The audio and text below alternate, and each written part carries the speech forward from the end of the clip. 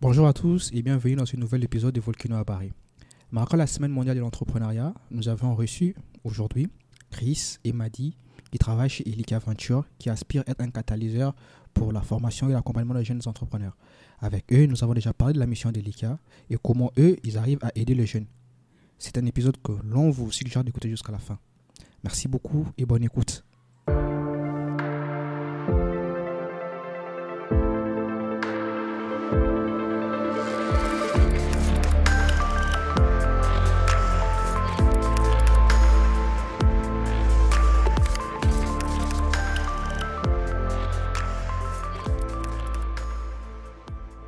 Bonjour Chris. Bonjour Isaac. Bonjour Madi. Bonjour Isaac. Comment vous allez? Ouais, ça va, hein? Nous allons bien et vous? Ah, on gère malgré la chaleur, quoi. Apparemment, il y a la fraîcheur qui commence à venir. Ouais, hein. il y a la fraîcheur qui commence à venir. J'espère que je vais tenir jusqu'à la fin du mois. Okay. En tout cas, ça fait super plaisir de vous avoir, Chris et Madi, sur cet épisode de podcast parce que je pense on l'a eu à le planifier plus de 3 fois. On disait on va le faire aujourd'hui, non, finalement on va le faire demain. On va le faire aujourd'hui, on va le faire demain. Je te jure, avec la semaine de l'entrepreneuriat, c'est pas évident. Hein. Ouais, c'est pas évident. En tout cas, moi je suis super heureux de vous avoir dans cet épisode de podcast. L'idée de faire ce podcast, on l'avait eu de manière instantanée. On était ensemble, on s'est dit mais et si on faisait un podcast pour vous discuter un peu, et ça tombe bien parce que cet épisode va sortir durant la semaine de l'entrepreneuriat, la semaine mondiale de l'entrepreneuriat. Donc ce qu'on va faire ici, c'est qu'on fait toujours, c'est qu'on essaye d'instaurer un cadre de confiance. On laisse des personnes, nos invités, se présenter de manière succincte qui sont par rapport à leur parcours. Donc je vais te laisser Chris, tu vas te présenter pour les gens qui vont t'écouter, qui ne te connaissent pas, qui tu es. Et, on va d'abord faire ça dans un premier temps. Alors moi c'est Chris Ioka. Je ne sais pas si je suis sénégalo-congolais. Okay. Parce que j'ai quand même traîné ici et mon pays ne veut plus de moi. Okay. Donc on me rappelle tout le temps que j'étais sénégalais. Bon, je suis Chris Ioka, je dirige l'incubateur Elica Venture ici à Dakar. Elica qui a été créé cette année en collaboration avec le groupe Volcano. Voilà, je fais mes études ici, à BEM, ensuite IHE. Et je commençais aussi à entreprendre pendant que je faisais mes études. Je pense que c'est la raison pour laquelle je suis attiré par notre émission chez Elica. Voilà. Après, en entreprenant, les premiers projets n'avaient pas marché. J'ai rejoint Volcano quand j'ai rencontré Abdulrad.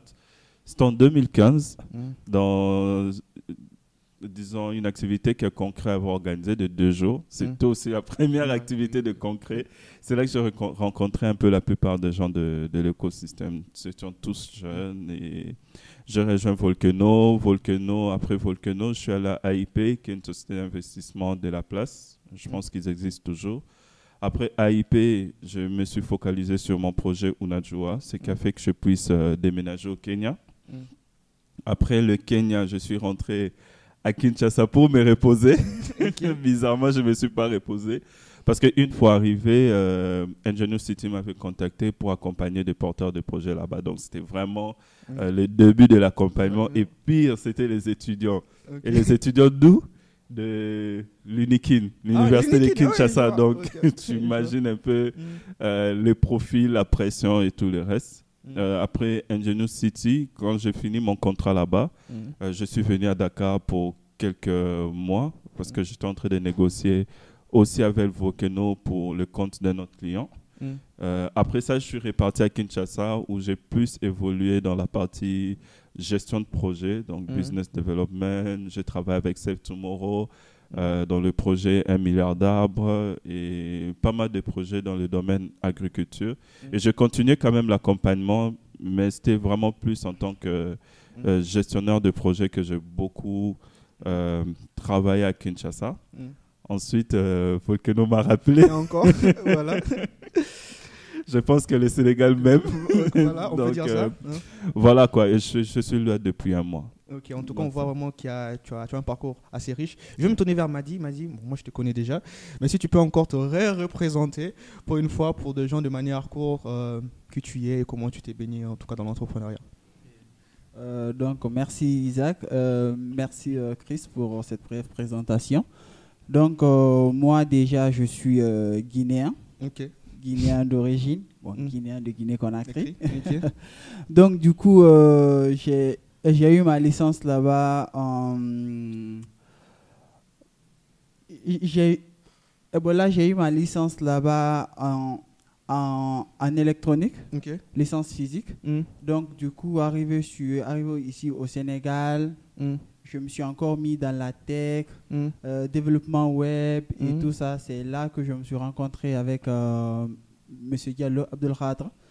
Depuis là, depuis notre rencontre, le cours a commencé à bien passer. Sa vie a changé. Sa vie a changé.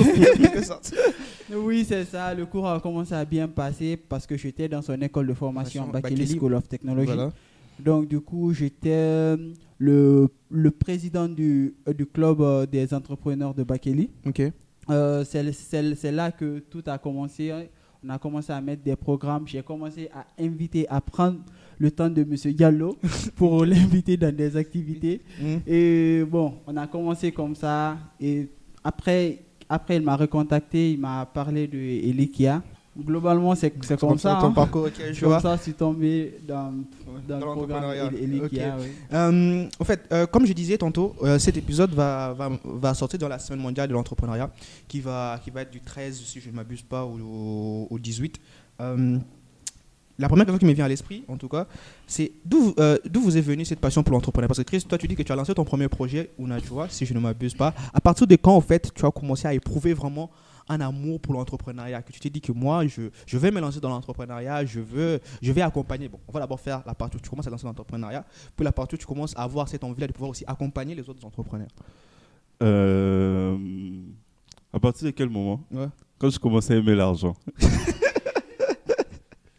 Non, très honnêtement, en fait, c'est... Bon, j'ai rêvé depuis que j'étais jeune, hein. Pas de l'entrepreneuriat, en fait. Je pense que les gens de la FMI ne vont pas m'aimer. Alors, je me rappelle quand j'avais, je crois, 13 ans, si je ne me trompe pas. Ça fait un peu genre les gens qui ont tous les dates. Voilà. Moi, j'ai que les 13 ans, là, les restes des dates, je ne connais pas. Alors, je crois que j'étais autour de 13 ans, parce que je me rappelle, j'entrais à peine au secondaire. Et j'avais suivi un documentaire de la FMI. Alors, en suivant le documentaire, bon, c'était un documentaire où on montrait comment est-ce que la FMI exploitait les pays du tiers-monde. C'est-à-dire, si vous êtes en contact avec la FMI, si vous empruntez à la FMI, vous n'allez pas avancer, vu leurs clauses, ainsi de suite. Alors, moi, quand j'ai vu les documentaires, c'était un peu, il y avait ce côté-là révolutionnaire. Déjà que j'aimais tout ce qui était piratage et tous les restes. Donc, à l'époque, voilà, l'Internet arrive à peine. Alors, tu découvres un peu le hacking, même si je ne piratais pas. On risque de m'arrêter. Alors, quand je vois ces documentaires, je me dis, je dois faire de mon mieux pour devenir numéro 1 de la FMI. Wow. C'était ça mon premier objectif. Ton but, en fait. Okay. Et quand je me suis fixé cet objectif-là, c'est pour ça que j'avais fait aux humanités commerciales. Et pendant toute la période de la crise de subprimes, j'ai vraiment suivi crise de subprimes, comment on appelle ça, Dominique Strauss-Kahn, toute cette histoire-là, je suivais. Et imagine, on n'avait pas encore, il y avait Internet, mais voilà, on était jeunes, on n'avait pas d'ordinateur portable. Donc, en gros, tu te contentes de TV5 ou quoi pour suivre un peu les problèmes qu'il y avait dans cette crise-là. Et 2012, j'arrive à Dakar, BEM, et on nous invite dans une conférence, en fait, d'une réunion du patronat. C'est au King Fahd Palace. Il y avait un ministre, j'ai oublié le nom du ministre en question. Alors, je crois en 2012, on avait augmenté l'impôt. Alors, comment on les appelle, les chefs d'entreprise avaient invité le Premier ministre pour en discuter. Et nous, là, comme des petits étudiants, on était là au-dessus et ils étaient en bas. Alors, la façon dont les chefs d'entreprise parlaient au ministre m'avait ébloui. Moi, je viens du Congo. À l'époque, on pensait que les politiciens étaient au-dessus de tout. Et là, tu vois des chefs d'entreprise parler au ministre, faire comprendre aux ministres qu'ils ne sont pas d'accord, et ainsi de suite. Et c'est là que je me suis dit, si je cherche à être numéro 1 de la FMI, est-ce que je ne vais pas me retrouver face à des lobbying qui vont m'empêcher de faire que la FMI puisse emprunter de l'argent et que ces pays puissent avancer. Et comme j'avais déjà ce côté-là un peu pirate informatique, j'ai réfléchi, je me suis dit dans quel domaine je peux me lancer sans dépenser beaucoup d'argent et devenir riche. Tu vois, on avait toutes ces histoires de voilà, 2012, Silicon Valley, toutes ces histoires-là, on venait du boom Internet. Et c'est là que je me suis dit, je vais entreprendre. Et je vais entreprendre dans quoi? Dans les nouvelles technologies. Voilà. Et c'est là que je me suis lancé, mais malheureusement, à cette époque-là, l'écosystème ici s'est développé aussi à peine. Les premiers mentors que j'ai eus, ils n'étaient pas des techs. Alors moi, je voulais créer une solution qui permettait de, imagine en 2014, je voulais créer une solution qui permettait au fait d'acheter en ligne avec son mobile money, voire même crédit de téléphone. Wow. Donc j'ai pris un dev ici et tout, on me montre un gars, lui il doit faire l'analyse, il faut un analyste, il faut ceci. Donc moi je comprenais rien du tout. Et tu es là, je suis allé même jusqu'à prendre l'argent de ma scolarité pour investir dans l'équipe. C'est là que les problèmes avec ma famille ont commencé.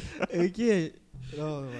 Et puis voilà, c'est dans ces parcours-là en fait que je me suis lancé, j'ai pris le goût, les premiers 10 ça n'a pas marché. Mais ce qui m'a permis de me maintenir, c'est que, c'est assez bizarre, mais quand j'ai lancé mon premier projet, 2015, j'ai fait un voyage à Brazza pour lever des fonds. Imagine, tu lèves des fonds, tu ne sais même pas comment lever des fonds. Et que je suis rentré, j'avais dépensé, je devais aller en Tunisie, j'ai pris l'argent de Tunisie et je suis allé à Brazza. Donc imagine, qu'est-ce que tu dois dire aux parents? Tu n'as aucune justificative. Mais le bien, c'est que, bon, comme je n'étais pas à boîte de nuit et tout, ça faisait que quand les parents avaient appris ça, les gens qui étaient ici, ils ont dit, lui, on est sûr que ce n'est pas à cause de boîtes de nuit ou des femmes. Lui, on est sûr. Donc, c'est sûrement ces projets-là qui lui ont pris de l'argent. C'est ça qui a calmé, parce que sinon, on allait déjà me renvoyer et tout. Alors, c'est maintenant quand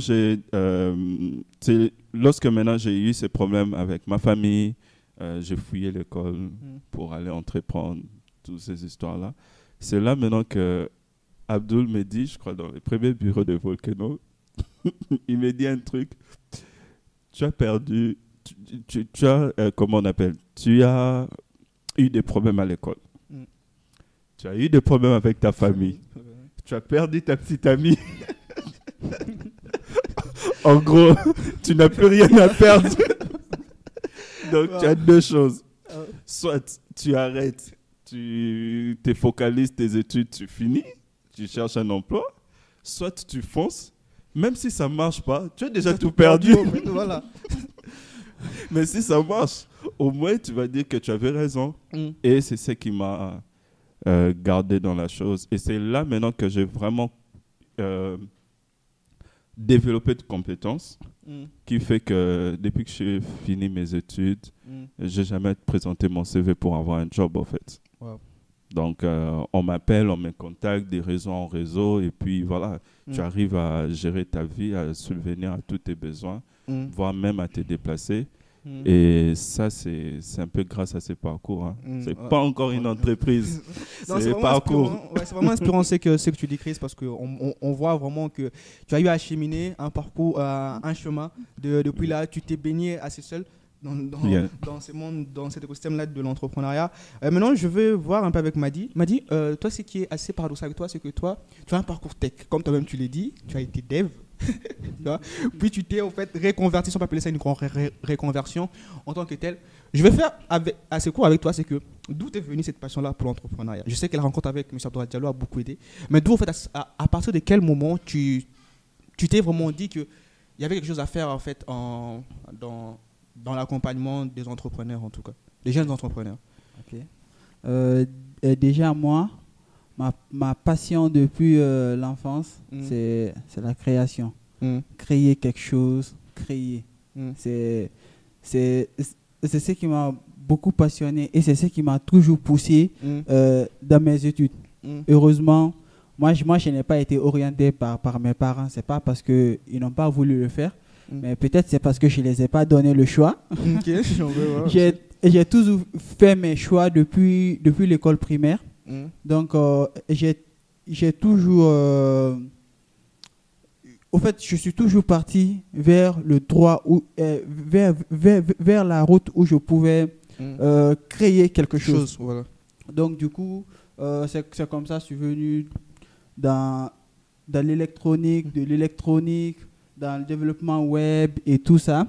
Mais c'est ce qui m'a beaucoup plus motivé dans l'entrepreneuriat parce que en parlant de créer à l'époque et quand j'étais enfant, je ne pensais pas à entreprendre, je ne pensais pas à gagner de l'argent.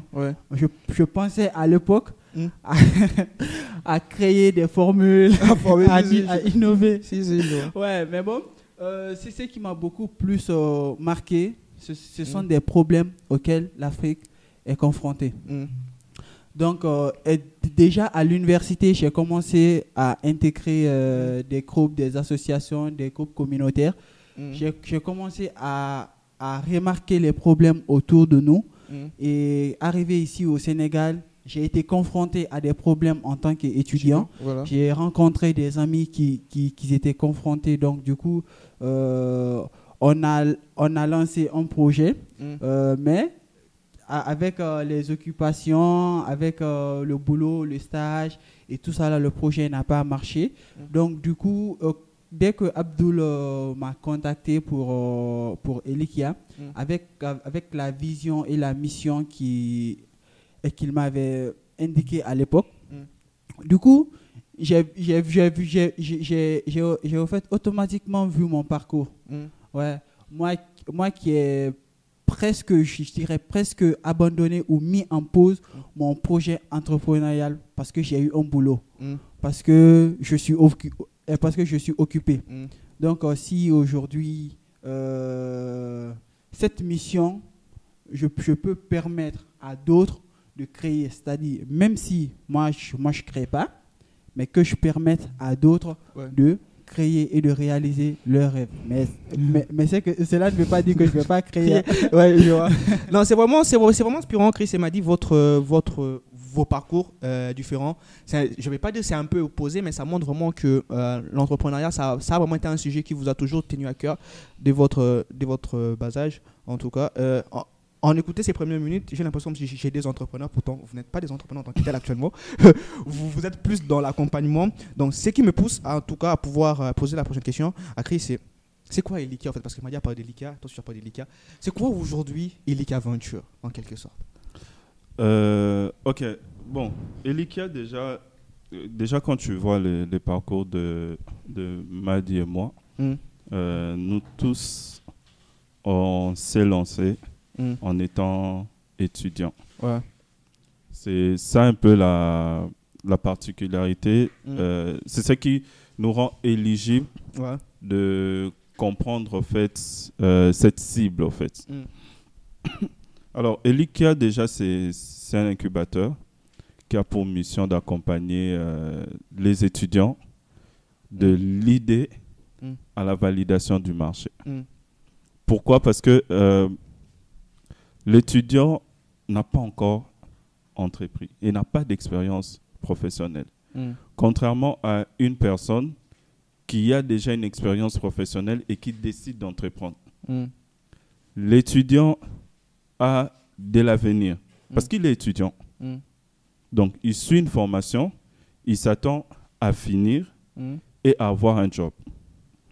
Alors, quand un étudiant décide d'entreprendre, c'est qu'il a vraiment détecté un problème et il est prêt à donner plus pour atteindre son objectif. C'est différent d'une personne qui soit a déjà une expérience professionnelle et sur base de ça, il s'est dit, bon, maintenant je vais entreprendre. Une personne qui n'a pas de travail et qui décide d'entreprendre. Nous, ce qu'on fait, c'est que cet étudiant-là qui a une idée et qui pense qu'il peut en faire un business, qui teste cette idée-là le plus tôt possible. Parce que moi, par exemple, en 2014, j'ai créé une solution qui permettait de payer en ligne. Au moment où j'ai juste fermé les yeux, ça veut dire en 2015, quand j'ai mis en stand-by, d'autres plateformes sont venues. Vous voyez? Ouais, je vois. Donc, Pourtant, si j'ai resté sur ça, peut-être que j'allais être parmi les pionniers. Ouais, les pionniers dans ce domaine. Mais dès que seulement j'ai mis en stand-by à cause de toute cette pression, c'est en 2015-2016 que Orange a commencé maintenant à comment on appelle, à céder les API, ainsi de suite. Donc, c'est un peu ça. Alors, nous, l'objectif vraiment de l'ICA, c'est d'accompagner ce jeune-là, étudiant, qui a une idée. Et on pense que cette idée peut améliorer la vie de notre société. En ce moment-là, nous, on le prend, on l'aide à valider cette idée. Donc, à se rendre compte que oui, j'ai une bonne idée, cette idée-là est rentable. Et à partir de cette étape-là, dès qu'il valide son idée, automatiquement, il peut évoluer. S'il fait déjà du chiffre, il fait grandir son entreprise. S'il a besoin de lever de fonds, au moins, il aura déjà une traction qui peut attirer un investisseur. S'il a encore besoin de notre accompagnement ou d'une autre plateforme, puis évoluer, il peut avancer. Mais nous sommes vraiment focus sur cette partie-là. J'ai une idée. Je pense que ça peut faire quelque chose. Aidez-moi à prouver que cette idée va résoudre vraiment un problème et que cette idée est rentable et ça peut créer de l'emploi. Et nous accompagnons actuellement, nous avons accompagné déjà 8 porteurs de projets en 2023 parce que nous sommes lancés en début 2023. Nous avons accompagné le porteur de projet de Bakely School of Technology. Et là, nous apprêtons à accompagner 30 porteurs de projets de 6 universités différentes. Parce que nous, notre objectif, c'est vraiment de se déployer dans les universités. On n'attend pas qu'un étudiant s'inscrive dans notre plateforme. L'étudiant doit être dans une école ou une université avec qui nous sommes en partenariat. Et cet étudiant-là, nous l'accompagnons. Nous savons qu'il a des cours. Et nous savons qu'il a l'accompagnement. On adapte le programme en fonction aussi de ses cours. Et aussi, pour l'étudiant, moi, c'est comme je vous ai dit, après, j'ai pris une pause, mais j'ai commencé à accompagner avant de lancer une entreprise. Ces parcours-là, en tant qu'entrepreneur, te permet de développer des compétences. Tu as une certaine pression. Ce n'est pas comme à l'école où tu subis des cours sans pour autant connaître la nécessité. Mais nous, dans notre cas, c'est je suis là, je dois vendre. Je n'ai pas d'argent pour vendre. Je dois apprendre à vendre. Je dois faire une communication en ligne. Je n'ai pas d'argent pour prendre un community manager. Alors, je vais apprendre à le faire. Je dois designer. Je ne maîtrise pas Photoshop. Je peux utiliser Canva et ainsi de suite. À la fin de ces programmes, c'est pourquoi notre programme fait 5 mois. À la fin de ces programmes, non seulement tu as ces compétences, mais tu as une expérience professionnelle. Parce que tu peux utiliser tout ce que tu as réalisé et présenter à un recruteur. Voici, moi, je fais ça. Tu es designer? Oui, j'ai réalisé ça. Tu es community manager? Oui, j'ai géré telle page. Tu sais faire ça? Oui, voici les trucs comptables que j'ai déjà fait, ainsi de suite. Donc, on a presque 9 à 10 modules comme ça que l'entrepreneur va apprendre durant ces parcours-là, qu'il pourra utiliser au cas où son projet ne marchait pas. Parce qu'il faut reconnaître un truc, le taux de réussite des startups, elle est très faible, tourne autour de 5-10% pour que ça marche. Alors, pour cet entrepreneur-là, qui son projet ne va pas marcher, il aura une expérience professionnelle qu'il pourra utiliser en intégrant une entreprise. Et peut-être après cette entreprise-là, comme il y a déjà cette flamme de l'entrepreneuriat, il va peut-être faire 5 ans, 10 ans là-bas et ensuite revenir dans l'entrepreneuriat. Il n'aura plus le stress d'entreprendre parce qu'il a déjà fait 5 mois dedans. Et vous savez aussi, il y a un truc, c'est que c'est difficile pour avoir des stages quand tu n'as pas d'expérience professionnelle. Tandis qu'aujourd'hui, avec les écoles de commerce, on t'oblige de faire des stages chaque année.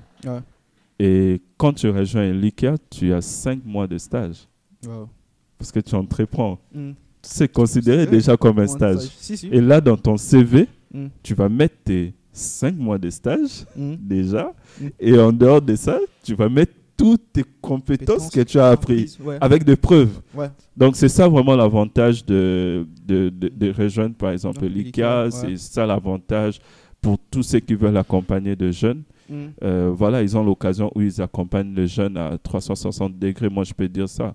C'est compétence et capacité d'entreprendre. Ouais, c'est vraiment inspirant c'est que Elika a fait, parce que quand tu parles vraiment, on comprend qu'on commence d'abord par les fondements qui est la formation, parce que souvent on se rend compte qu'on a des entrepreneurs qui sortent mais qui n'ont pas cette base, la fondation nécessaire qu'il faut. Donc vous commencez vraiment par la formation avec le module de 5 mois comme tu l'as si bien dit, puis on va aller maintenant mentorer la personne afin que vous puissiez lui cadrer. Ça se fait en parallèle. Ça se fait en parallèle.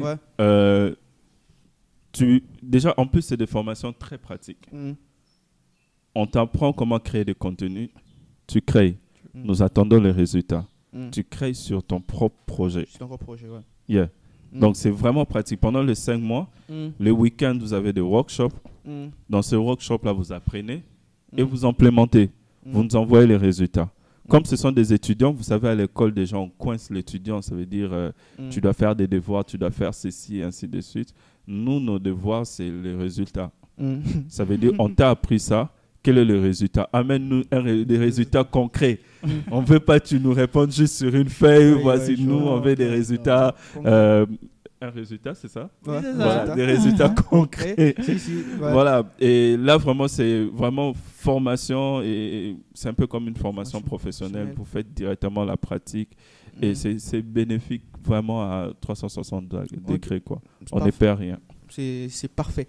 Moi, je vais me retourner maintenant vers Madi. Madi, Chris nous a fait une belle présentation d'Elika. Si j'étais un investisseur, j'allais directement amener des millions. Mettre des millions. Madi, c'est que moi, je veux plus avec toi. C'est quoi la vision d'Elika? Parce que votre slogan le dit, Let's build the next Africa.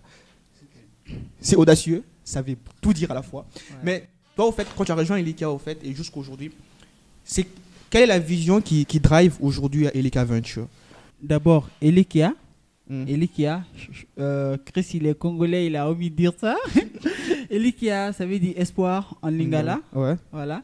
Donc, du coup, c'est ça d'abord.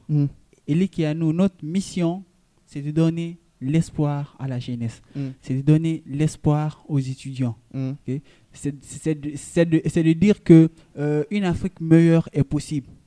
C'est de dire qu'une Afrique dans laquelle les conditions de vie des Africains sont améliorées par les innovations créées par ces Africains est possible. Ouais. Donc, c'est l'espoir-là qui nous anime et c'est l'espoir-là qui m'a amené à Elikia et qui me retient. Okay? Donc, notre mission, c'est de permettre aux étudiants de créer des innovations facilement et simplement. C'est-à-dire accompagner les porteurs de projets ou les étudiants qui ont des idées de projets à concrétiser leurs projets. Et aujourd'hui, notre objectif, surtout, c'est ce qui m'a beaucoup plus plu est que quand en fait M. Diallo m'a dit que dans 10 ans, nous voulons participer à la création de 1000 entreprises. Hein? 1000 entreprises. 1000 entreprises. Donc là, je me dis, ouais, 1000 entreprises. Je dis, ouais, c'est faisable. Mais 1000 entreprises avec les étudiants, ouais, ça va être chaud. C'est un challenge. C'est vraiment un challenge. Donc, moi, si vous me demandez la mission qui a fait que j'ai rejoint Elikia, c'est ça. C'est l'espoir. Au fait, l'espoir de créer une Afrique meilleure. Ok, on vous le souhaite vraiment pleinement. Je vais me tourner vers Chris. Chris, toi, tu as connu l'écosystème entrepreneurial sénégalais à sa jeunesse, lorsqu'elle débutait en 2012-13, comme toi-même tu l'as dit. Aujourd'hui, 10 ans après, quand tu vois cet écosystème-là, quand tu reviens au Sénégal, qu'est-ce que ça t'inspire en fait? Tu penses quoi de cet écosystème-là? L'écosystème a vraiment beaucoup évolué. Parce que je me rappelle à l'époque, il n'y avait pas déjà... l'investissement, déjà, c'était un mythe. Donc, s'il faudrait... À l'époque, il y avait bon, je ne sais pas s'il y avait plusieurs, mais il y avait vraiment une seule société d'investissement dont on entendait, c'était Papartech Venture. Ils doivent être vers point E. Je ne sais pas s'ils sont toujours là-bas. J'ai oublié le nom. Voilà, il y avait une seule comme ça et cette société-là avait investi sur Wikeri qui s'était déjà installée. Donc, pour une personne qui a une idée ou a une petite traction, c'était difficile. En plus, je suis même allé là-bas quand j'essayais de me lancer. Donc, tu vois, le choc. Mais aujourd'hui, je reviens. Je vois déjà qu'il y a beaucoup de programmes. Première des choses. Il y a des programmes qui sont prêts à donner $1,000, disons, aux jeunes dès qu'ils finissent une formation, ainsi de suite. Par exemple, le programme de Force N avec l'UVS. Vous finissez la formation, on vous donne $1,000. À l'époque, il n'y avait pas ça. À l'époque, il n'y avait pas de startups qui avaient levé des millions de dollars. Aujourd'hui, ça devient de plus en plus fréquent. On a des consortiums, PAPS et tous les restes. Et d'ailleurs, même nous, les débuts de PAPS, c'était avec Volcano ici, tout début. Donc, aujourd'hui, l'écosystème, il y a beaucoup d'incubateurs. C'est déjà une très bonne chose. Il y a beaucoup de programmes qui sont prêts à accompagner ces jeunes. C'est déjà une très bonne chose. S'il y a ces incubateurs, s'il y a des programmes, c'est qu'il y a eu des success stories. Oui, voilà. Vous savez que le gouvernement ne met pas son argent là où il n'a pas vu les résultats. Hein? Le gouvernement attend les premiers résultats pour mettre de l'argent. Si tu pars au gouvernement avec quelque chose qui n'a pas de résultats, c'est des bureaucrates. Mais aujourd'hui, si je me rappelle à l'époque, il y avait déjà Fongip, ainsi de suite. Si déjà à l'époque, il y avait Fongip et tout, et aujourd'hui, il y a des organismes comme l'ADER qui s'investissent vraiment, c'est que le gouvernement s'est rendu compte que l'écosystème a évolué. Il y a tous les acteurs qui peuvent amener cet écosystème à aller très loin. Et il y a des entrepreneurs qui peuvent changer les conditions de vie. On le voit, nous, on a une plateforme qu'on accompagne, Jollof Santé, qui, en Bourg, permet d'avoir, par exemple, des médicaments même la nuit. Donc, aujourd'hui, si Jollof Santé est encore là depuis plus de 2 ans, ils sont en train vraiment de résoudre un vrai problème. Aujourd'hui, il y a PAPS qui a fait que tous les personnes maintenant se lancent dans la logistique. Il y a Volcano qui est venu et puis les 10 000 codeurs ont suivi après. Il y avait Edasi qui était là, ainsi de suite. Et il y a pas mal de structures qui se lancent maintenant dans la formation, dans l'entrepreneuriat. Donc l'écosystème, elle a vraiment évolué. L'écosystème attire de plus en plus d'investisseurs. Il y a de plus en plus des entrepreneurs, des talents qui sont là. Et la ressource humaine aussi est en train de croître. Il y a encore beaucoup de choses à faire, c'est vrai, mais il y a, vu le résultat actuel comparé à 2012, l'écosystème est en train d'évoluer. Comme toi-même tu l'as dit, hein, là où il y a de l'attraction, là où il y a l'intérêt, c'est qu'il y a des success stories, il y a des résultats. Il y a des résultats. Quand vous voyez, quand déjà les gouvernements commencent à mettre de l'argent, c'est qu'il y a quelque chose. Elle m'a dit, qu'est-ce que tu penses en tout cas de l'entrepreneuriat? C'est, au fait, qu'est-ce que tu penses de l'état actuel de l'entrepreneuriat au Sénégal? De manière, ça peut être de l'entrepreneuriat de jeunes, comment les jeunes se lancent. C'est quoi, au fait, ta pensée sur ça actuellement? Bon, moi, de mon point de vue, l'entrepreneuriat au Sénégal n'a pas atteint totalement sa maturité, mais est en train d'aller vers sa maturité. Parce que si on remarque actuellement, 2 jours sur 3, il y a en fait un hackathon qui est organisé quelque part. Et ça motive déjà les étudiants. Pas les étudiants. On est trop dans le monde des étudiants. Ça motive les jeunes, les entrepreneurs, les rêveurs à imaginer, à créer des solutions. OK? Et puis, il y a aussi, au fait, un élément très, très important. Au Sénégal, je peux dire, 3 à 4 jeunes sur 5 ont une activité. Maintenant que l'activité soit légalement enregistrés ou pas, mais ils entreprennent. Ils entreprennent. Donc, du coup, l'entrepreneuriat au Sénégal, peut-être que ce n'est pas formel, mais c'est quelque chose qui existe dans le quotidien des Sénégalais. Qui est en train de prendre du forme, quoi. Voilà. C'est seulement qu'il faudrait maintenant y mettre beaucoup plus de fonds là-dessus pour permettre à ces jeunes de dire que, ouais, l'activité que je fais aujourd'hui, c'est une activité entrepreneuriale. Je peux créer une start-up avec. Et là, je peux rêver demain à en fait une croissance exponentielle. Donc moi, c'est ça mon point de vue actuellement. Tout ce qu'on fait au Sénégal, on entreprend. C'est ça. Chris, tu disais... je vais juste préciser un truc, c'est que c'est peut-être ce qu'on... On ignore, on n'essaie pas d'analyser ça, mais vous savez, en fait, en Afrique, nous sommes entrepreneurs à la base. Ça. Tous ces business informels qui les gèrent, ce sont des entrepreneurs. C'est juste qu'ils ne sont pas formalisés. Mais quand on dit aujourd'hui que l'économie de notre pays est vraiment plus soutenue par les business informels, on devrait normalement dire que l'économie de notre pays est plus soutenue par les entrepreneurs.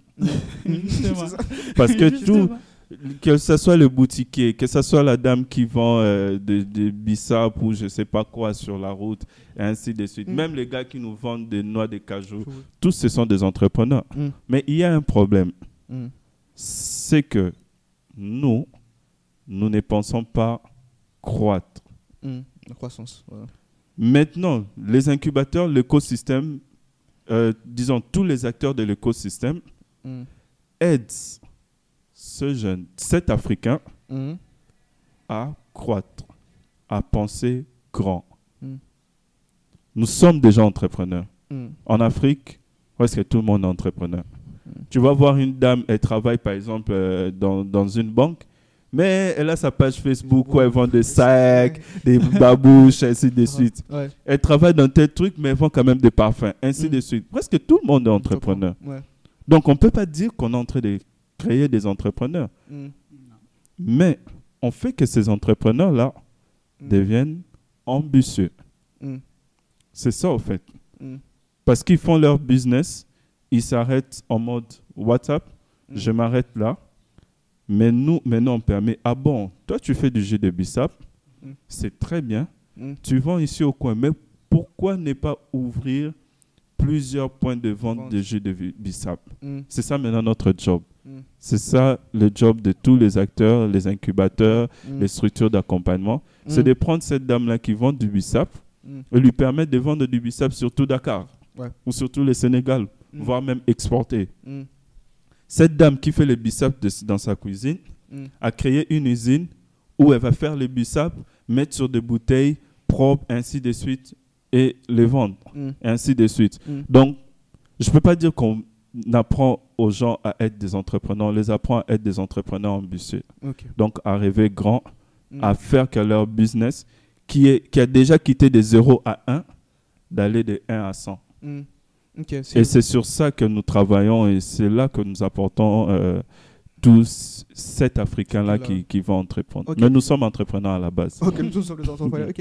Dans cette logique-là, d'Elikia, de pouvoir accompagner les jeunes créateurs, des innovateurs, tantôt tu disais, Chris, que vous avez déjà accompagné 8 startups, 8 belles startups en tout cas, des jeunes qui ont eu à pouvoir avoir de l'attraction, avoir leurs premiers clients. C'est quelque chose d'assez formidable. Est-ce que tu as des success stories, c'est-à-dire un jeune qui était venu à Elikia, qui n'avait pas une idée de comment il allait structurer son business et qui, grâce à vous, il a eu à pouvoir lever, peut-être avoir son premier client et tout comme ça. Est-ce que tu peux nous partager une anecdote d'un jeune? Alors, nous avons notre plus grande star. Non, pas notre plus grande star, parce que bon, on est c'est vrai dans pas mal de domaines. Je peux prendre l'exemple de qui? Bon, je prends l'exemple par exemple de Yagouba. Yagouba, Djéré et tout. Bon, Mali va parler de Djéré. Je prends l'exemple de Yagouba qui, actuellement, il est dans le programme Orange Corner. Waouh, fantastique. Yagouba, lui, il voulait faire du charbon bio. Et il voulait faire du charbon bio, il avait une idée. Et il était vraiment en mode, il faut des machines, il faut ceci, ainsi. Je l'aime parce qu'il a vraiment fait toutes les recherches. Il sait les types de charbon, il sait qu'au Burkina on fait ça, au Mali on fait ceci, ici en Sénégal on fait tel type et tout. Il avait vraiment des informations. C'est ça que j'aime chez ce gars. Alors quand il est venu, nous on est vraiment en mode bootstrap. Alors, l'erreur de l'entrepreneur, c'est quoi? C'est qu'il veut faire des charbons bio, il investit dans des matériels et tout pour faire. Il ne sait pas s'il aura des clients ou pas. Nous, ce qu'on a fait, on a dit, OK, on va chercher les acteurs qui en ont déjà. Toutes ces dames, on travaille avec Nobedei, par exemple. Toutes ces dames qui font des charbons dans des différentes régions. On va acheter les charbons chez eux. On va les brander. Et nous allons vendre. Et les charbons bio, c'est plus cher que les charbons à base de bois et tout. Alors, nous avons brandé ça et nous sommes allés vendre. Dès qu'il a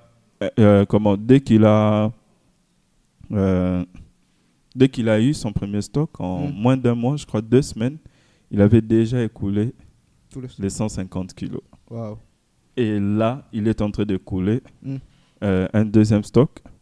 Et je pense même que c'est ce qui a permis à ce qu'il soit retenu chez Orange Corner parce qu'il a déjà testé son idée, il a vendu, il a une idée du coût, il a une idée de résultat, il sait ce dont il a besoin. Il sait. Si on lui demande aujourd'hui, tu as besoin de quoi pour aller loin, il peut dire, bon, j'ai peut-être besoin d'une moto, par exemple. Parce qu'en coût de transport, ça me coûte. Mais quand tu n'as pas fait ces process, quand tu n'as pas testé, tu ne peux pas évaluer. Par exemple, aujourd'hui, lui, il est en train, en tout cas, de vendre son produit et il évolue très bien dans le programme de Orange Corner.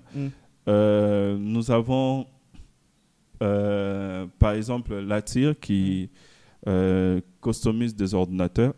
Il les faisait déjà en mode entre moi, mes potes, et ainsi de suite. Mais aujourd'hui, il est en train de plus en plus de s'imposer sur les réseaux sociaux. Parce qu'aujourd'hui, quand tu tapes customisation, ordinateur et tout, c'est Tigoff qui apparaît. On a l'impression que c'est le seul qui fait ça. Et voilà, donc on a pas mal de... Par exemple, surtout le cas de Yagouba, Latir, qui aujourd'hui, ils commencent déjà à générer de l'argent. Nous, notre mission avec eux est presque atteinte. Ok. En fait, je vais rebondir sur ça. Bon, je ne sais pas si je pose cette question-là à Madi. C'est qu'aujourd'hui, bon, je vais la poser à Madi, puis je vais revenir vers Chris. Quand Elika accompagne un entrepreneur, un jeune, comme vous avez parlé de Yagouba, et qu'aujourd'hui, il arrive à générer ses premiers revenus, lorsqu'il vous quitte, est-ce que vous n'avez pas ces sentiments-là de bon, c'est notre bébé en tant que ressort, on l'a pris, c'est pas ça, maintenant il veut voler ses propres ailes. Est-ce que vous ne sentez pas en fait, ça ne vous grince pas dans le cœur, ou bien pour vous, c'est normal qu'il puisse voler maintenant de ses propres ailes? Bon, nous, notre objectif même, c'est ça. Qu'il puisse voler de ses propres ailes. Qu'il puisse voler de ses propres ailes. Parce que dans notre programme, on ne pourra pas rester même éternellement dans le programme. Okay? On va juste rester pour un petit moment, le temps de constituer l'idée, le temps vraiment de faire une affaire. Dès que là c'est fait, nous, on se raréfie avec l'entrepreneur. Là maintenant, si c'était des points chaque semaine, et finalement maintenant on va faire des réunions chaque 2 semaines, finalement chaque mois, ainsi de suite.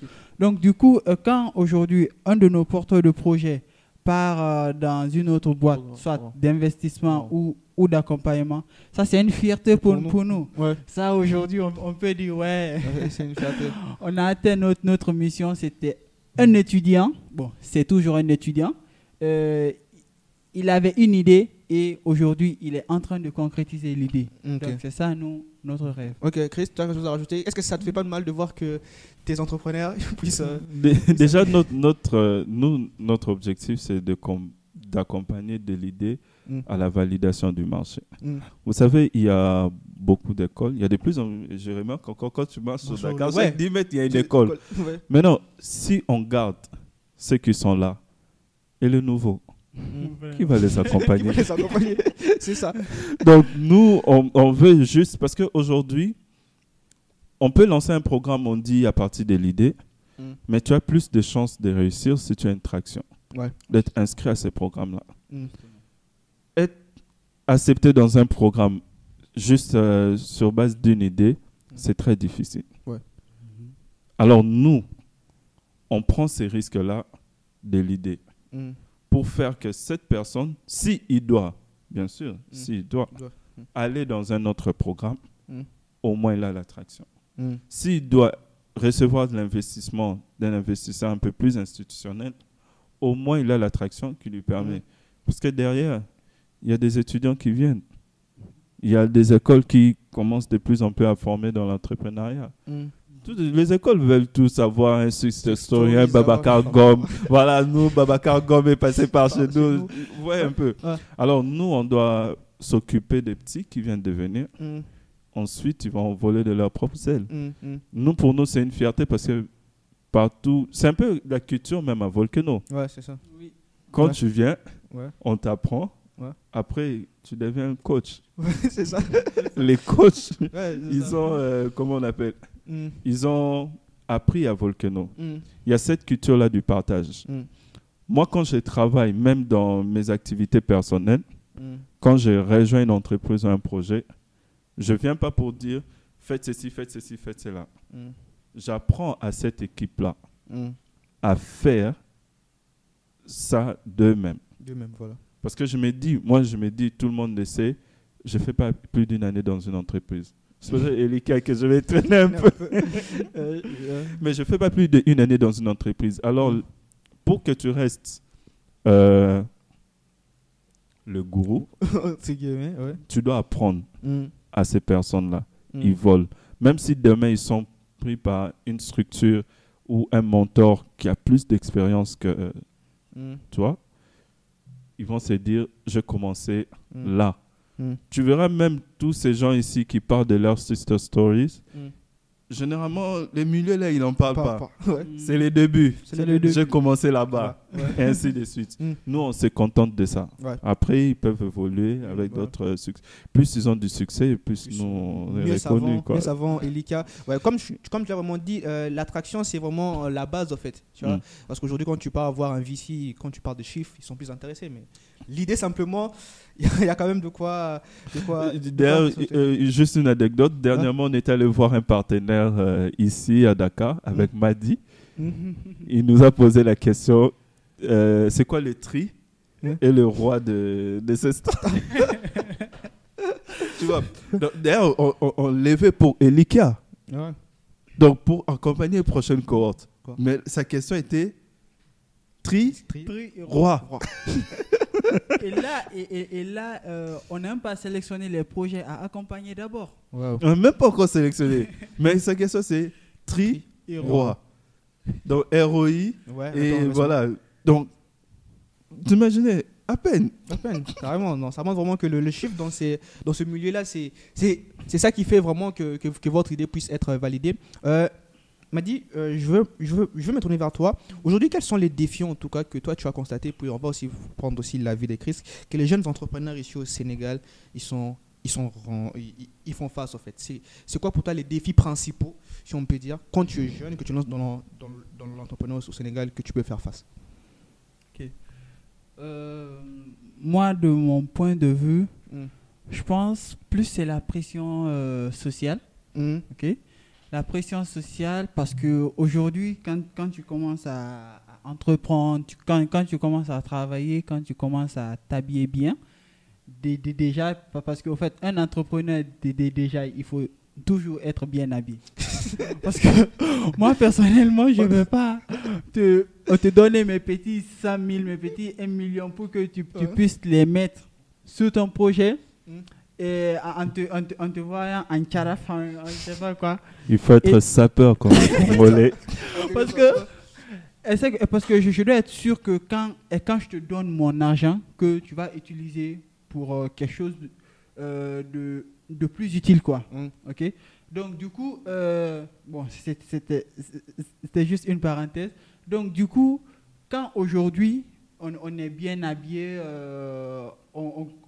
on commence à nous appeler CEO, automatiquement, il y a la pression familiale qui est là, il y a les charges qui vont augmenter exponentiellement. On ne sait même pas comment ça va. Exponentiellement. On ne sait même pas comment ça vient et d'où ça vient. Donc aujourd'hui, ces jeunes sont énormément confrontés à ça. Et il y a en fait une deuxième chose aussi, peut-être une erreur cette fois-ci des jeunes, c'est en fait l'information, la quête de l'information. Les jeunes ne sont pas informés. Ils ne sont pas informés de l'état actuel ou de l'état économique actuel du pays. Bon, ils sont plus informés sur la politique, sur et autres, mais ils ne s'intéressent pas à l'état socio-économique du pays. Ouais. Pourtant, ça c'est très important et ça c'est un défi qu'il faut relever parce que je vous dis, fin 2019, début 2020 je crois, il y a le Sénégal qui a lancé la Startup Act. Okay? Donc le Sénégal a lancé cette Startup Act et cette Startup Act aujourd'hui permet à un jeune de lancer sa start-up et être exonéré des impôts pendant 3 ans. Tu t'imagines, tu commences une activité, pendant 3 ans, tu ne payes pas l'impôt. Donc ça peut te permettre de croître rapidement, ça peut te permettre de faire beaucoup de choses. Mais là, aujourd'hui, les jeunes n'ont pas ces informations. Ok. Chris, toi de ton côté, quand tu t'es lancé en tout cas, quels étaient en tout cas les défis auxquels tu avais à faire face et quels sont, bon, je peux dire conseils ou si tu veux bien, quels sont aujourd'hui, qu'est-ce que tu aurais aimé qu'on te dise en tout cas quand tu t'es lancé dans l'entrepreneuriat, quand tu étais au Sénégal au début? Je pense que les défis, je vais revenir sur, par exemple, ce que Madi a dit, le premier problème, c'est l'information. Déjà, l'information, peut-être déjà à la famille, il n'y a personne qui peut nous donner cette information, parce qu'il n'y a personne qui entreprend. L'université est là pour te préparer à devenir salarié, donc ils n'ont pas assez d'informations. Donc, à la limite, il y a Internet, mais aussi sur Internet, il faut savoir faire des recherches. C'est ça. Parce que quand tu tapes financement sur Internet, on ne va pas te faire sortir financement de start-up. On va te dire Banque mondiale l'a donné, on te met dans des millions. On ne va pas te faire sortir les gars qui est prêt à te donner 500 000, 600 000, 1 million 500 pour avancer. Alors, je pense que l'information, c'est la base de tout parce qu'à partir de l'information, tu sauras qui peut te donner de l'argent. À partir de l'information, tu sauras si tu as vraiment besoin d'argent pour te lancer. À partir de l'information, tu auras une idée du process que tu dois suivre pour te lancer. C'est la base, en fait, c'est l'information. C'est les plus grands défis. Et moi, j'ai été personnellement confronté à ça. C'est comme je vous ai expliqué. Moi, quand je me suis lancé, je me suis rencontré avec des gens qui étaient des corporates. Alors, quand j'ai créé déjà la solution, on m'a dit, ouais, pour ta solution, il y a la BCAO qui régularise, donc tu dois aller à la banque centrale, patati patata, des choses assez lourdes. Parce qu'on se lance. Et je commençais à me démerder. Pourtant, je devais juste peut-être investir sur une solution, tester dans une petite échelle, commencer à grandir, après me battre maintenant avec la banque centrale. Mais moi, j'étais d'abord dans tout ce qui est administratif, voire même que j'ai enregistré une entreprise. Donc, vous voyez les corporates, enregistre, fait ceci, tout ce qui est légal, sans pour autant développer la solution. Donc, j'avais une entreprise sans solution. Donc, c'est ça le défi majeur, c'est l'accès à l'information. Et dès que le porteur de projet a l'accès à l'information, il sera au-dessus de tout. Au-dessus de sa famille qui va le bloquer, au-dessus de l'État qui va peut-être te faire croire qu'il faut faire ça avant d'avancer. Au-dessus des corporates qui vont te faire croire que c'est compliqué. Et quand il a accès à l'information, il va comprendre qu'il y a de l'avenir. Donc, il doit persévérer. Donc, la base, c'est l'information pour moi, et moi, j'étais confronté à ça. Ok, vous avez martelé beaucoup sur l'information. C'est sur quoi je vais rebondir, c'est comment aujourd'hui, Elika, vous permettez à ces jeunes-là de pouvoir rester toujours dans l'information. Quels sont les mécanismes, en tout cas, que vous avez pu mettre en place, en fait, que ces jeunes-là puissent rester dans l'information, en fait, qu'ils ne puissent pas perdre du temps dans tout ce que... Parce que toi, tu as dit tu as perdu beaucoup de temps dans la paperasse, que tu as oublié que tu avais une solution à pouvoir délivrer au marché. Alors, comment vous, à Elika, vous travaillez, en fait, que vous puissiez combler ces gaps-là, en fait? Déjà, premièrement, nous, on garde une proximité avec nos porteurs de projets. C'est la base, en fait, d'Elika. Elika, on maximise beaucoup sur la proximité. Parce que ce sont des jeunes. Ils ont besoin d'une voix paternelle, en fait. Ouais. Nous, c'est pourquoi pour notre première âme, c'est la proximité. Moi, je suis venu à Dakar, ça fait 1 mois. Je suis allé sur terrain avec les porteurs de projets. Ouais. Quand ils partaient rencontrer leurs prospects, moi, je partais, je regardais, je voyais comment ils se débrouillaient, je voyais les prospects. Et s'il faut mettre 1, 2 mots, je mets. Et puis, je fais comprendre aux porteurs de projets, tu as vu ce que j'ai fait, tu as vu la conversation. Prochainement, quand tu iras chez une autre personne, fais ça. Premièrement, c'est cette proximité-là. On a accès accessible, même si après c'est fatigant, parce que on a des gars comme Latir qui t'écrit à minuit. C'est un peu le rêveur de la médaille. Voilà, lui il t'écrit à minuit, quoi. Quand je vois son message, ok, ces gars, je vais les répondre le matin, sinon la conversation ira très loin. Latir qui t'écrit à minuit. Mais en dehors de cette proximité-là, nous avons des groupes où nous envoyons tout le temps des informations, des trucs, des nouvelles, des astuces, voire même des concours, voire même des programmes d'incubation. Non, on va vraiment garder cette proximité-là. Donc, on garde la proximité, ils ont l'information par nous, on les aide même à s'inscrire. C'est comme tu disais tout à l'heure, est-ce que ça vous fait pas mal de... Non, dis, hey, mec, là-bas, là, on va te donner 1 million. Mets ton nom. Tout ce dont tu auras besoin pour gagner les 1 million là, on t'a déjà donné. Donc, ça fait pas mal de réapprendre. Donc, vas-y, va prendre les 1 million là. Ça te permettre ça te permettre d'avancer. Donc, c'est vraiment sur ça. Nous, on a des groupes WhatsApp, on a des chaînes de diffusion où on envoie tout le temps l'information. Déjà, nous, en interne, c'est ce qu'on fait. Déjà avec Volcano, donc on nous envoie des informations. C'est cette même synergie qu'il y a à Volcano de partager que nous faisons avec les porteurs de projets. Je pense peut-être que dans le mois qui suit, nous allons créer aussi une plateforme qui permet de regrouper pas mal d'informations. Ça, c'est maintenant pour ouvrir à d'autres étudiants, d'autres universités, ainsi de suite, vu qu'on prépare une série de workshops dans les universités. Alors, ces gens qui vont participer à ces workshops-là auront accès à une chaîne de diffusion qui va permettre déjà de s'informer pour que quand ils vont s'inscrire au programme, ils auront déjà assez d'informations. Donc, on retient vraiment plus avec Elika, c'est vraiment cette proximité-là que vous avez avec vos porteurs de projets. Ce qui me ramène à la prochaine question, en tout cas, je vais me tourner vers Madi. C'est aujourd'hui comment Elika, vous établissez des partenariats, des collaborations en fait, avec comme des incubateurs, parce que souvent, comme dernièrement, vous avez vu chez Init, entre guillemets, en fait, aujourd'hui, quand vous approchez ces incubateurs-là, en fait, c'est quoi la démarche? Tu ne peux pas nous dire le contenu même, mais c'est quoi en fait la démarche aujourd'hui lorsque vous partez voir un incubateur ou bien une université? Bon, on va faire d'abord un incubateur, puis tu vas nous dire la démarche pour une université.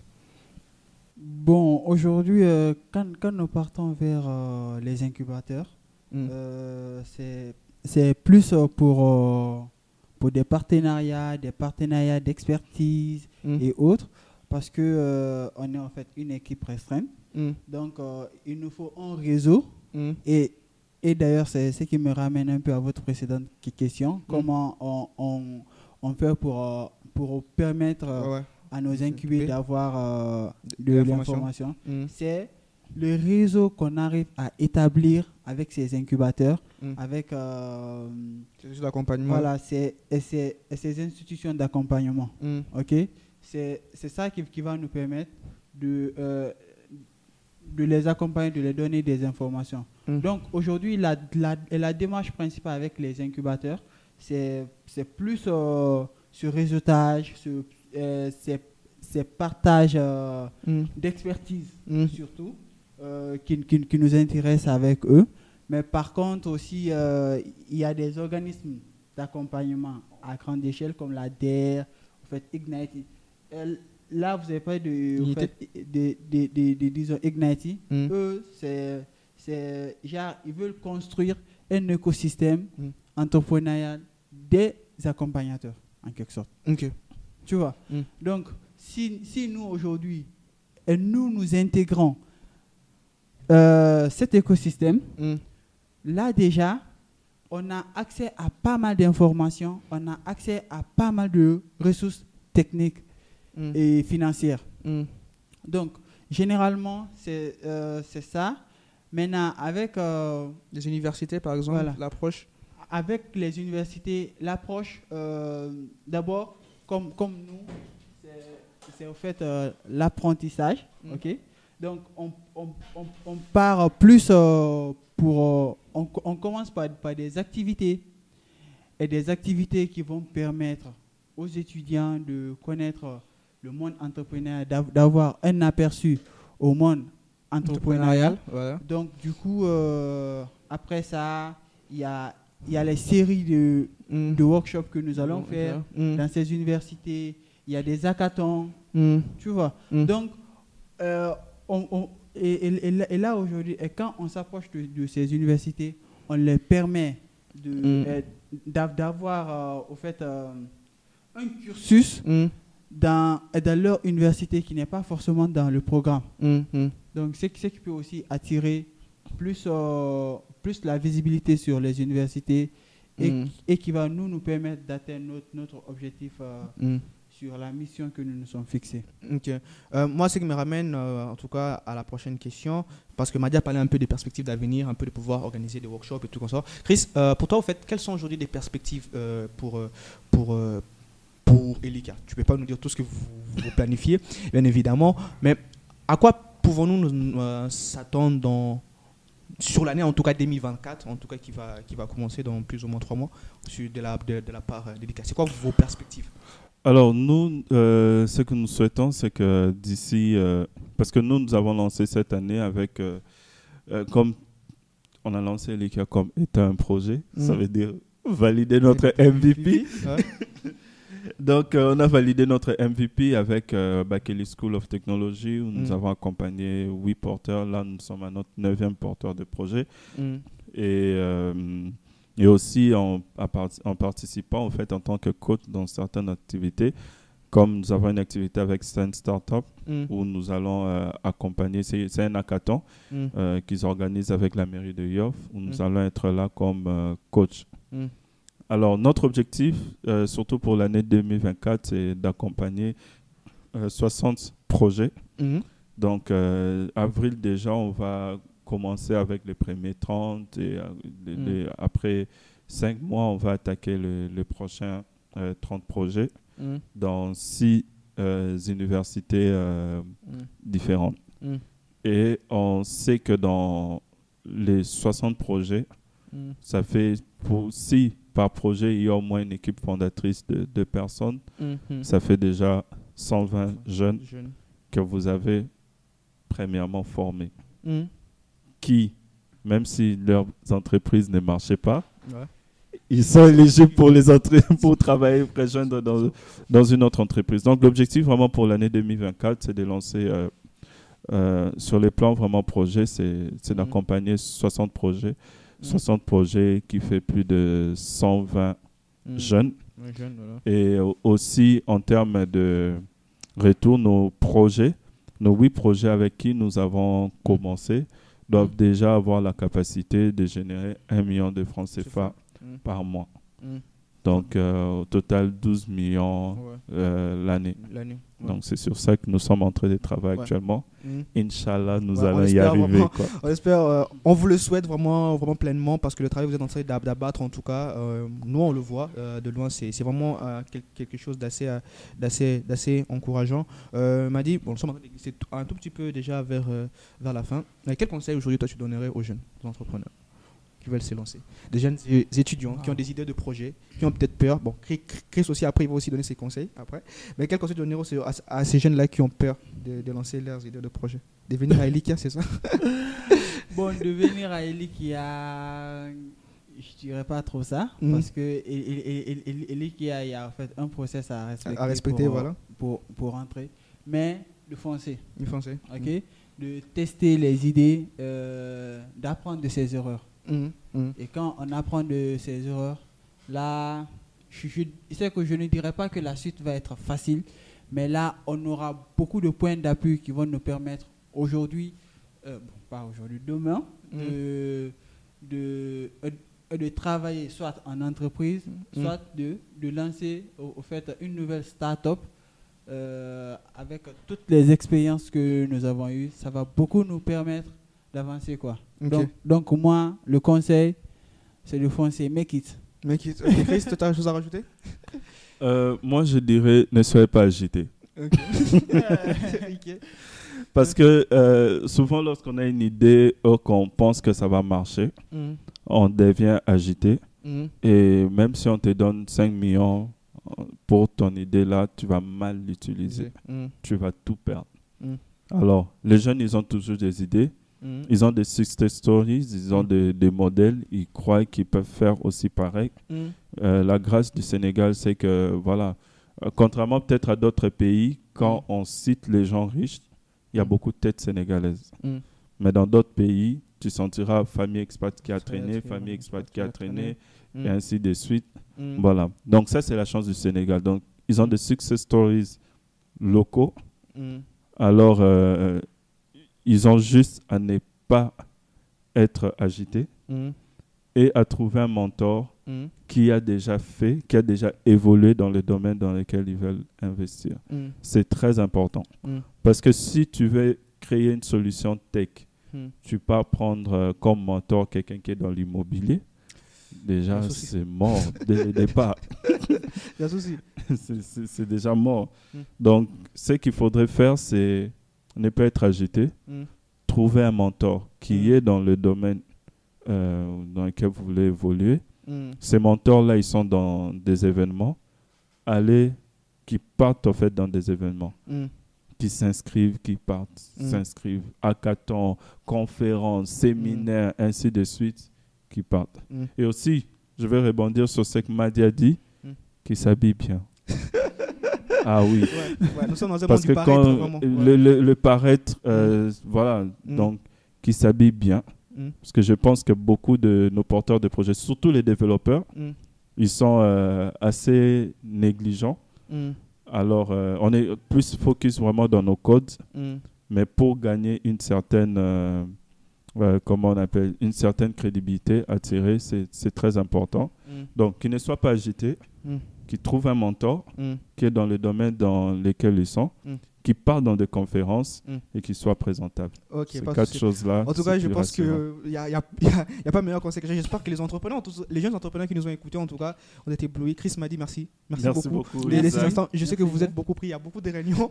Il y a déjà une live qui s'annonce. Votre activité. Vraiment, je vous remercie d'avoir libéré du temps pour cet épisode. Chris, malheureusement, tu vas peut-être partir, mais tu vas encore revenir. On va en faire pas mal des épisodes comme ça. Vraiment, l'idée, ça sera. Il y a vraiment un écosystème au Sénégal qui est vibrant et qui manque simplement des accompagnements comme ce qu'Eli est en train de faire. En tout cas, on vous souhaite beaucoup de bonnes choses. En tout cas, et on va garder avec un œil vraiment, vraiment attentionné ce qu'Eli va faire pour les prochaines années. Merci beaucoup. C'était la fin de cet épisode et merci de l'avoir écouté jusqu'à la fin. Vous pouvez écouter d'autres épisodes selon votre canal de podcast. Merci beaucoup et bonne journée.